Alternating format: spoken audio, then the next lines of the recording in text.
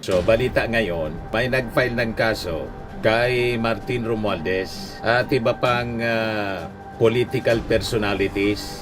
Ayan balita ngayon mga kababayan ng GMA, abuse of rights in unjust enrichment complaints filed versus Saldico, Romualdez at si Vargas and Quezon City Representative Patrick Michael PM Vargas over flooding, the flooding in Novaliches. Sinisisi, dinawit pa sa panisisi mga kababayan si Martin Romualdez. Si Martin po, taga Leyte. Wala mang problema po sa flooding sa Leyte. Walang ghost project sa Leyte. Walang substandard. Idinawit po sa Quezon City. Nakita po ninyo? Kaya kailangang ilinya si Saldico. Kasi si Saldico nagkasabit-sabit sa napakalaking problema at wanted na ngayon. Nagbabagang mga balita at pagtalakay sa mga isyu ng lipunan. Bulsa! Opinyon, banat at paglalantad sa katotohanan. Bulsa! What you see is what you get. You decide. Hello po mga kababayan, si Dante Maravillas. So balita ngayon, may nag-file ng kaso kay Martin Romualdez at iba pang political personalities. Ayan balita ngayon mga kababayan ng GMA, abuse of rights in unjust enrichment complaints filed versus Saldico, Romualdez at si Vargas. Talaga niya Mr. Maravillas, gusto talagang idawit si Martin Romualdez. Yan ang objective po ng mga kalaban sa politika po ni Martin Romualdez. I think may gumamit dito sa grupo para lang siraan si Martin sa pamamagitan po ng pagpa-file ng kaso. Nilinya siya sa mga political personalities tulad ni Saldico at saka ni Patrick Vargas ng congressman ng Quezon City. May mali siya po. But anyway, pag-usapan natin mga kababayan, ibigay ko muna sa inyo yung kwento at suriin natin kung anong grupo ito. Kasi nang tiningnan ko yung grupo, never heard po ito. Ngayon ko lang ito narinig na grupong ito. Ang pangalan, OPAC. At yung spokesperson mga kababayan, nagpapakilalang bishop. Self-appointed man lang pala ito. Wala man tayong narinig na ganitong bishop mga kababayan. Desperado talaga mga kababayan ito mga political enemies ni Martin Romualdez. Kasi sabi nga natin, gusto nilang ipin down si Martin Romualdez para ultimately ang target nila na idawit yung ating Pangulong Bongbong Marcos kasi si Martin pinsa. Nagets na ninyo? Ayan sabi dito, the United Peoples Against Corruption, OPAC, on Wednesday said it has filed a civil complaint with the Regional Trial Court against former House Speaker Martin Romualdez, former House Appropriation Panel Chair Saldico, and Quezon City Representative Patrick Michael PM Vargas over flooding, the flooding in Novaliches. Sinisisi, dinawit pa sa panisisi mga kababayan si Martin Romualdez. Si Martin po, taga Leyte. Wala mang problema po sa flooding sa Leyte. Walang ghost project sa Leyte. Walang substandard. Idinawit po sa Quezon City. Issue ng flooding sa Novaliches. Doon pa lang po mga kababayan, sablay na. Ayan sabi dito, OPAC accused them of abuse of rights in unjust enrichment. Citing data compiled by the Philippine Center for Investigative Journalism, PCIJ, OPAC said the flood control allocations for Vargas reached 944.6 million pesos per year or approximately 2.86 billion pesos from 2023 to 2025. Despite this allocation niya, residents report little to no improvement in flood conditions in affected barangays, sabi sa kanilang statement. OPAC spokesperson Bishop Kiko Villaser said that the flooding in Novaliches is not merely a natural disaster but a man-made crisis. Ang patuloy na pagbaha sa Novaliches ay hindi aksidente ng kalikasan. Ito ay bunga ng kapabayaan at katiwalian. Kung may pondo, dapat may proyekto. Kung may proyekto, dapat may malinaw na resulta. At kung walang resulta, may mananagot. Sabi mga kababayan ni Villaser, nasabi, obispo daw siya. self-appointed bishop. Nagpapakilala mga kababayan na obispo. So sabi dito sa balita ng GMA, the OPAC submitted a complaint to RTC. The case will still be raffled according to the group. Vargas has been tagged to alleged anomalous projects by the Discayas, but he has already submitted documents to the Independent Commission for Infrastructure to prove that the alleged projects by the Discayas do not exist. Sinasabit lang yung pangalan. Mga kababayan, Romualdez has said that his conscience remains clear amid budget insertions allegations made against him.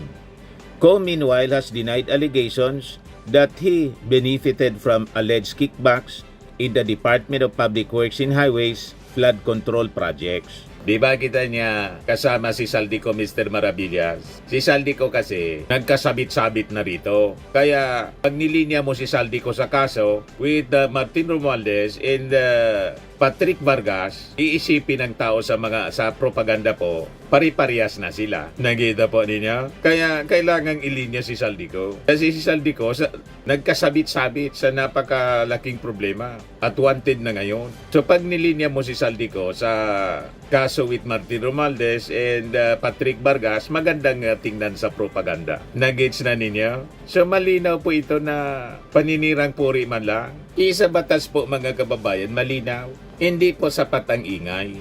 Haka-haka, politika. Ang kailangan po sa batas, ebidensya. At sa usaping ito mga kababayan, malinaw ang katotohanan. Walang tatayo. Pwede sila magkaso tulad ng ginawa ngayon. Pero walang tatayo po. Walang kasong tatayo. Laban kay dating Speaker Martin Romualdez at saka kay Patrick Vargas. Kasi wala man pong nakitang adverse findings yung ICI. Walang ghost projects. Wala ding substandard works. Yung sinasabing sabit doon sa Discaya project si Vargas, hindi man nag-exist.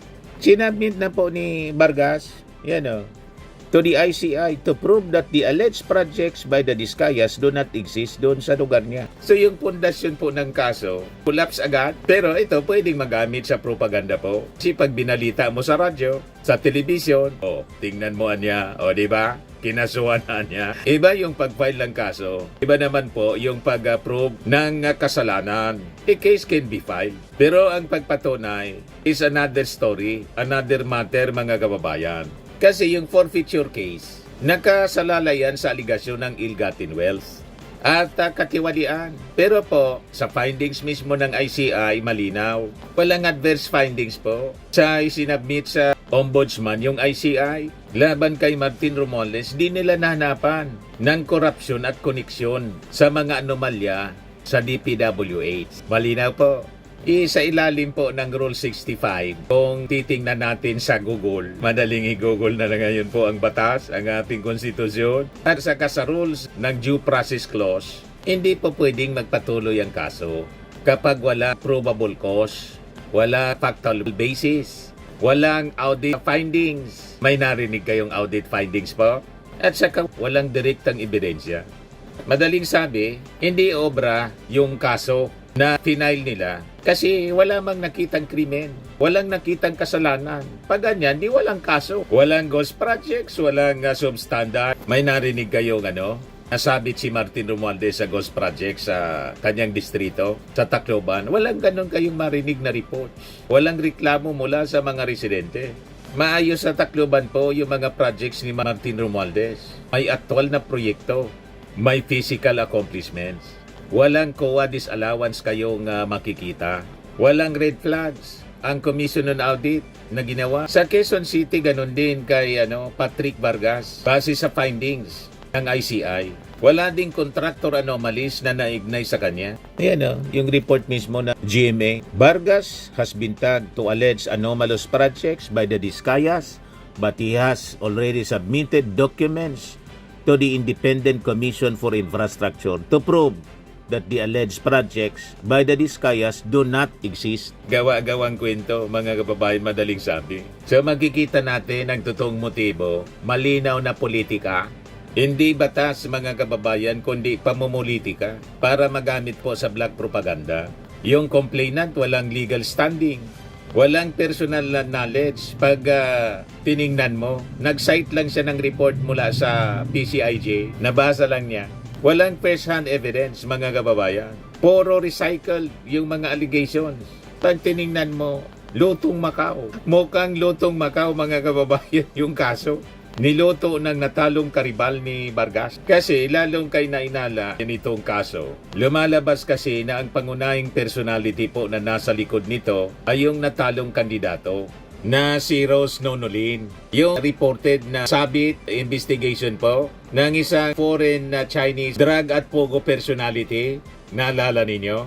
Sa investigasyon noon ng sa Quadcom sa 19th Congress. Yun kasi yung direktang nakalaban sa politika sa Quezon City ni Patrick Vargas. Natalo. Nagets ninyo? May mali siya talaga po. So makikita natin dito yung conflict of interest at malisyosong paggamit ng batas. Kasi po, pag tiningnan natin, inugulo natin sa Revised Penal Code at Anti-Graft and Corrupt Practices Act. Malagang elemento, mga kababayan, yung malis at bad faith.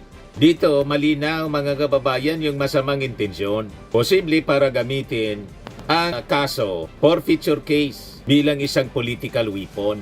Idawit dating Speaker Martin Romualdez kahit walang ebidensya. At iligaw ang publiko sa totoong issue ng droga at pogo. So masasabi natin, mga kababayan, ito ay isang abuse ng legal process. Yung mga personalities na nasa likod ng kaso, kaduda-duda din ang sinasabing religious society or civil society at religious backing. Yung nagpapakilalang bisya po, self-appointed, hindi man appointed ng Vatican. Yung upak, walang malinaw na legal personality. Ngayon lang lumitaw bigla. Pakarinig natin ng grupong upak, upakan natin. Walang track record po. Narinig na ninyo ang grupong ito? Wala man constituency. Pag ganyan, walang credibility. Sabi nga, flyby kung sa organization. So sa batas po kasi, ang credibility of the source ay kasing halaga ng aligasyon. Pag tiningnan mo itong grupo po, tinimbang mo ang mga credentials. Wala pong bigat. Parehong bagsak, mga kababayan. So, paulit-ulit nilang binabaluktot ang katotohanan para lang idawit si Martin Romualdez. Hindi ninyo naalata? Kahit hindi po siya signatory doon sa BICAM. Hindi man siya yung implementor. Hindi man siya contractor tulad ni Saldico. Hindi man siya taga DPWH. Hindi siya beneficiaryo. Madaling sabi. Ang kini-question, sinasabing project sa Novaliches, hindi man sa Leyte, doon palang kaduda-duda na ang reklamo.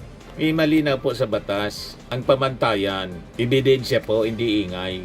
Kasi po, sa ilalim ng rule sa civil forfeiture at constitutional presumption of innocence, kahit i-google nyo, ang dali ngayon i-google, hindi man pwedeng i-forfeit po yung mga ari-arian kung walang malinaw na ebidensya. Basic yan po sa batas. At hindi ka abogado, walang malinaw na ebidensya, forfeit mo. Ano yan? Dapat convincing ang ebidensya.